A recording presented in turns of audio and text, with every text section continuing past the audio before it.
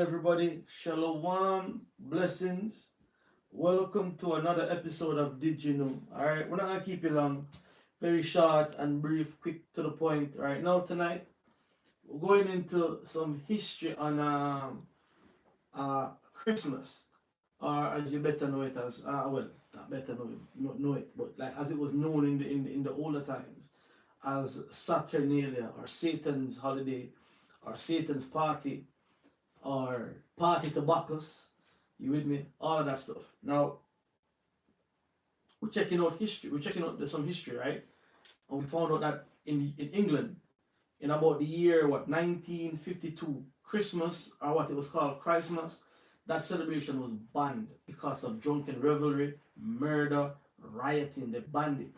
Just around about the same time when they executed what's it called? When they executed King Prince Charles the First, the son of King James, when they executed him. Shortly about that time, they had put a ban on it for about 4 years. You with me? So about 1656, they allowed it again to go on because people were begging for it. They wanted it. And it's not the Christmas that you see now where they're talking about, under the tree and the love of Jesus and all that. Back then, they knew it was pagan. When you go back further in history, you have a pope by the name of Gregory the First. Now, Gregory the First, they call him Gregory the Great, had instructed Augustine of Canterbury to integrate paganism with what the growing Catholic congregation was doing. So in Europe, they were well aware that it was paganism. Now, when you jump over into the New World, like in America now, like in 1659, America also did a ban on Christmas celebration or Saturnalia. You with me? And they kept it for a good 200 years. So coming up into the 1800s now, you found there was even riots going on that people wanted it. They wanted that Christmas celebration, and they started to riot. So the government, I think in New York, they had to get they made a police force in New York. You can actually get some of these dates from online. There's an article here from the University of what's the name of this university here? The University of Austin, and history.com, that goes into that riot and tells you about what was going on in New York about the 1800s when they were rioting. All right. I think New York had to make a police force just to combat some of the riots going on in 1828, around about there. So this time of the year has always been about drunken revelry and never really nothing to do with Christ. And the pagans knew it. The church knew it also back then. And the church would, the church tried to keep it out because it was, it was bad, very bad. Now check this out. The American Sunday School Society, right, started to teach, and you can reference, or you can look up all this information. Started to teach the children, right? Started to teach the children about Christmas and about the nativity, and then started to incorporate Christ with it, and say, oh yeah, it's about giving gifts and sweets. And it was very impactful because it grew the churches. The churches got bigger as a result of that, them teaching that. The Sunday School Society targeting the children, and other practices of paganism started to adopt that sweet culture of giving children sweets to lure them. You can think about it, right? Yeah, you guessed it. Halloween. So that's when that came in, that tradition of giving gifts at Halloween. Giving sweets to children at the Halloween time. It was all a ploy to get the children. So once the children had it, then it was then easier for the society to then acclimatize to it. Now bring it up to modern day. Bring it up to today's happenings and today's going on, right? Tried, tested, and proven method. If you can get the children in on it, then when that generation passed, then it will become a normality. At one point in time, Christmas was illegal. It was illegal. You got fines for it. All right, let me read this article here from the University of Austin. It says histories and the invention of tradition, all right? And this is digital histories using new technologies to enhance teaching and research. It says if you were catapulted back to colonial America 350 years ago, you would be struck by the absence of holidays.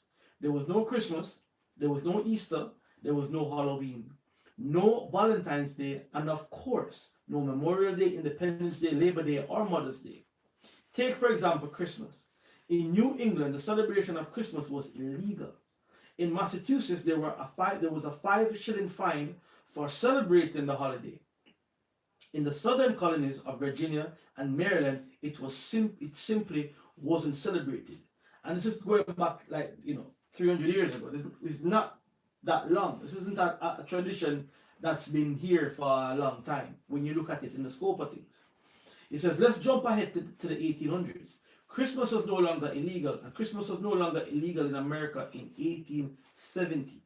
All right, but Christmas was definitely different then than it is today. Christmas was not centered around the family or children or giving presents. There was no Christmas trees or with ornaments or lights. There was no Christmas cards, and there was no kissing beneath the mistletoe. And even that, the mistletoe also is a symbol of fertility. And that's why and apparently I think when you look in all pagan history, when a woman takes mistletoe, it makes her more loose for sexual exploit. That's why whenever a woman is caught under the mistletoe for the tradition, she would have to kiss you. You with me? It all goes back to ancient pagan Druid religion and culture. Check this. It says, nor were Christmas carols. Many, amazingly, of all, no Santa Claus or Kris Kringle and St. Nicholas. That was what was there in the 1800s was a rowdy, drunken street carnival, a raucous combination of Halloween, New Year's Eve, and Mardi Gras. The poor would demand entrance into the homes of the rich and aggressively beg for drink, food, and money.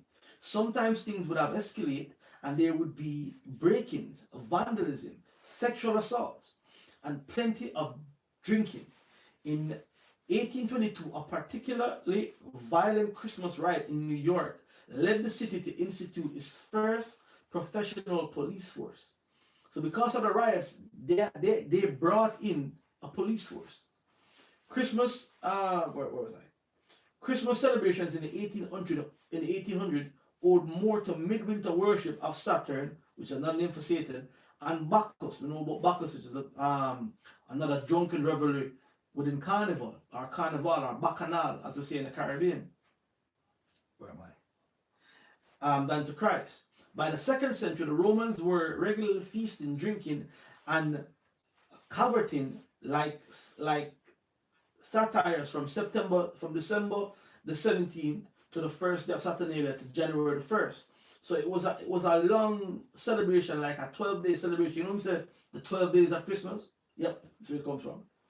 They also decorated their houses with evergreen boughs. So the evergreen tree, that was another symbol for fertility or fertility worship. You with me?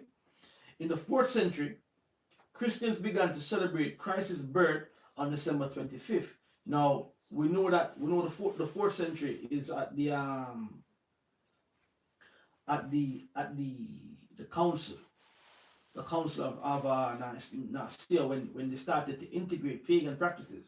But when you go a little further down, like up to the 6th century, further down, the Pope, they were telling them, they were instituting it straight across the board.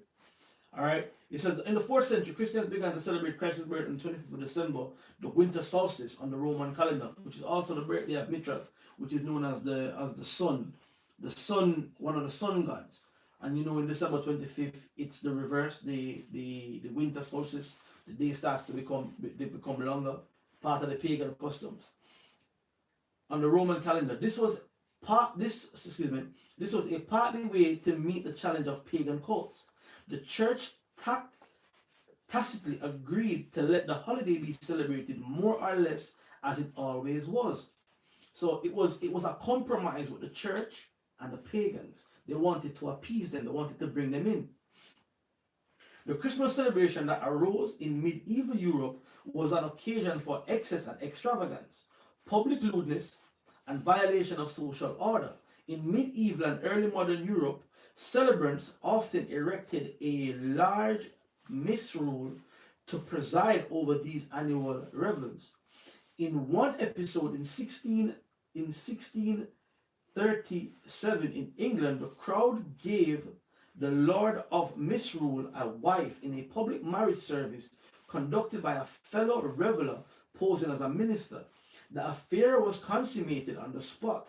No wonder New England Puritans started to criminalize this rowdy affair. It was, dealing with all sorts of nastiness. Puritans were particularly upset by two irksome Christmas practices. One of mumming, the exchange of clothes between men and women. Now, what does the Bible say? You know it. Deuteronomy 32 verse 5. And even worse was the outbreak of rioting, drunkenness, and fornication. It was the Rawchaa celebration that the New England Puritans tried to kill. And there's more here that you can go into and read. You with me? So I said I'd bring out a little bit of this history that people can actually go and look up and see the origins of this satanic time of the year. You with me? Like what we're seeing right now is a watered down version of well, at least publicly, of what used to happen. A lot of these things are still going on right now, privately, private parties, sex rituals, sacrifice, and so on. You with me? So another episode of Did You Know? Probably that's all the time that we have. Don't forget to like it, subscribe to it, share it, click the bell icon. All right. See you next week. We're gonna go into. See you next week. I won't give that one away.